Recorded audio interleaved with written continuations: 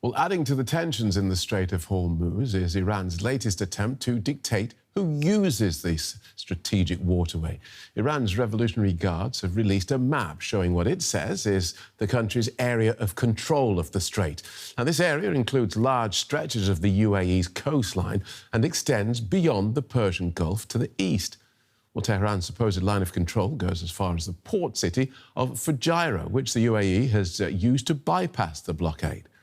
On the western side, the boundary runs between Iran's Qashem Island and the UAE Emirate of Al Quwain.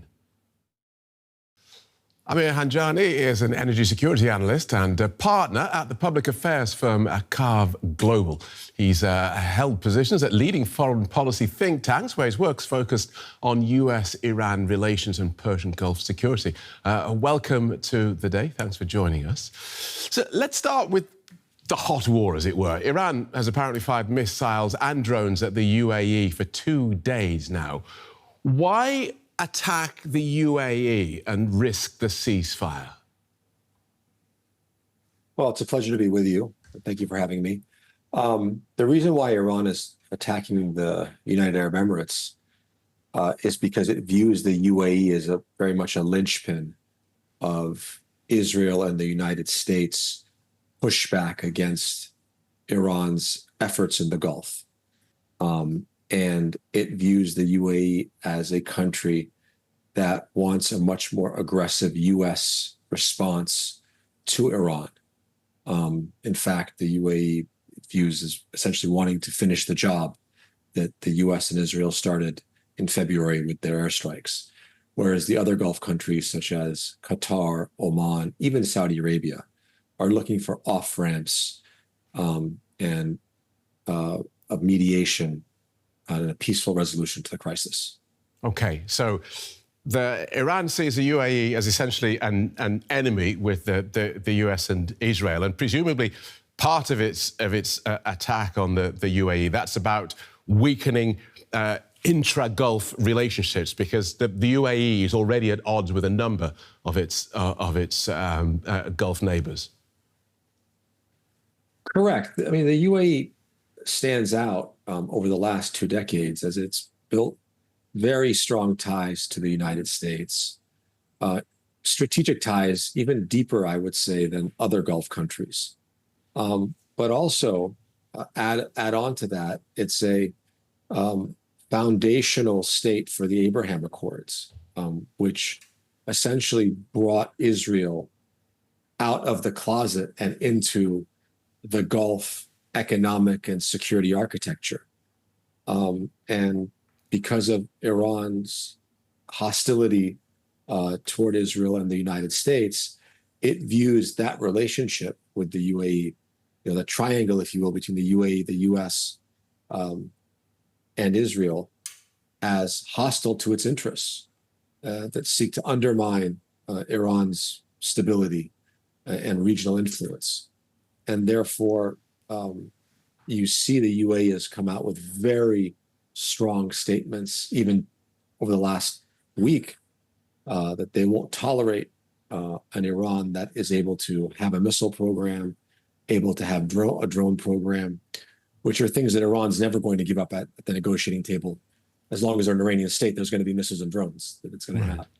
So this is something that the UAE is asking for that the other Gulf states are not even asking for. And now we have the US and Iran tussling over the Strait of Hormuz. Iranian authorities have released this map of what they say is an expanded maritime area of control, and that includes lengthy sections of the UAE coastline. So tell us about the message Tehran is sending. I think they're sending a message that because of their geography and their heft, Iran is a much bigger country than the UAE, and it's been able to absorb significant blows by really the global superpower and a regional superpower, because while the US is the global superpower, Israel is the regional superpower. And it's taken those two countries on, and it's still standing and still firing and exerting this control in the Persian Gulf, that it's not going to tolerate a UAE that is aligned with Israel to undermine Iran's regional stability and even regional influence. And it's going to have a much more muscular foreign policy toward the UAE moving forward, much more muscular than it has toward, let's say, Qatar, Oman, or Saudi Arabia. It will take efforts to confront the UAE when it feels it has to. And despite the differences that you've outlined between the UAE and its Gulf partners, Gulf countries have declared their support for the UAE. Tell us about the form that support has taken. Well, it's been largely rhetorical up till this point, and I think the UAE has been disappointed in that. They have pledged solidarity, but pledging solidarity is one thing. Coming to a nation's aid to push back forcefully is another. And none of the Gulf states have taken a posture or a position to do that. Oman has called for a dialing down of all hostilities and, in fact, placed a lot of blame on the U.S. and Israel publicly for launching this war on Iran. Qatar has come out and said, listen, we're going to be neighbors with Iran for the rest of time, and we have to live together. And the Saudis have very quietly backed the Pakistani effort to end the war and have not engaged in strikes against Iran the way the UAE have during the war. The Saudis absorbed blows, but they didn't engage in offensive operations against Iran. The UAE has. They've taken a very, very forceful line and pushed back. And they're actually asking for not just a pushback against Iran, but a rolling back Iran's military power and regional influence. That's a very different posture than the rest of the Gulf states have taken. And that's frankly a posture that the Gulf states have so far resisted in taking, because they know that that kind of rollback would involve a much greater regional conflict and much greater blows than they're willing to absorb. And this week, last month, the UAE announced that it was leaving OPEC, the oil-producing cartel, another regional grouping with which where the UAE appears to be showing and highlighting its differences with its neighbours. So we have this hot war, which I guess has catalysed or accelerated differences. But this war is not the only reason for the UAE leaving OPEC, is it? It's not. In fact, I think it's one of three reasons. The first and primary reason is because it just has different interests than the leader of OPEC, which is Saudi Arabia.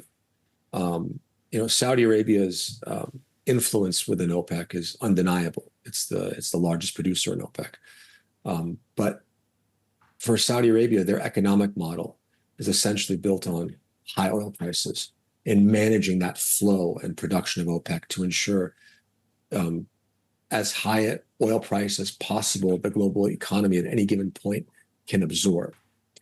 The UAE's economic model is fundamentally different. The Emirates, Dubai, is a global trading hub. It's a logistics hub. It's a tourism hub. It's become an aviation hub and a free trade hub. Its economic model has moved over the last 2 decades to not just being that of a petrostate, linking its development to high oil prices.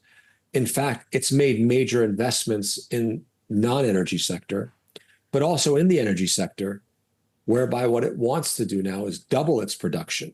And it no longer wants to be limited by OPEC's essential production caps.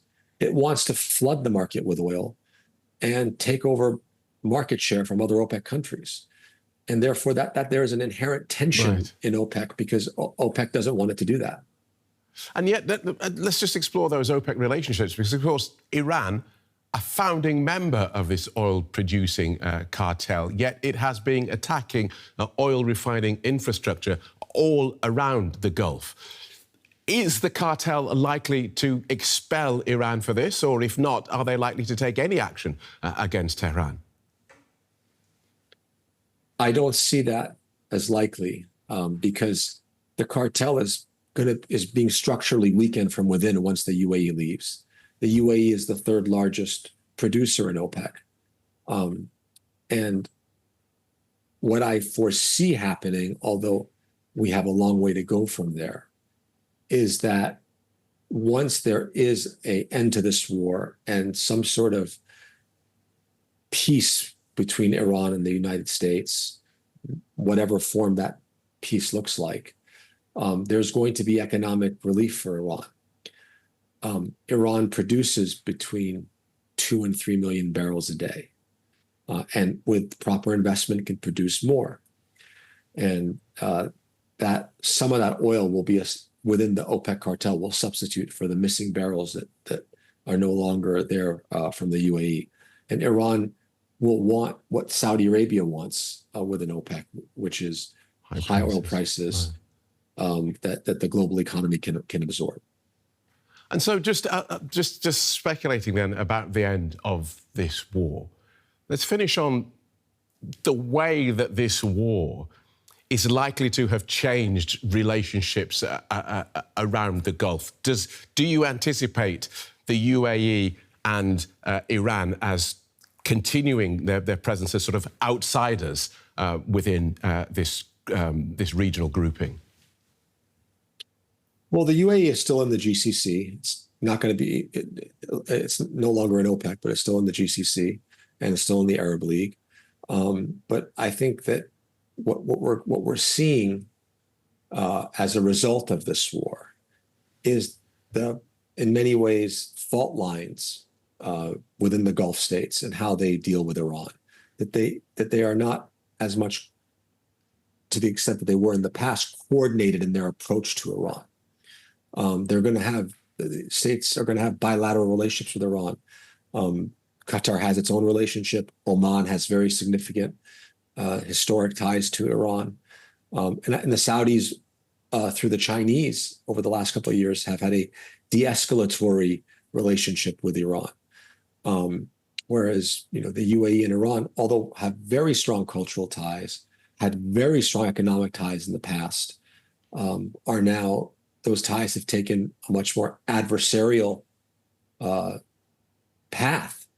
And for the UAE and Iran, I can foresee a period where tensions will rise for a bit, but then we'll also have to cool, because these are both mature states that have had a history of dealing with each other and will have to deal with each other moving forward. They're neighbors, and you don't get to choose your neighbors. Good talking to you, Amir. Thank you for talking us through that. Amir Handjani from Carve Global.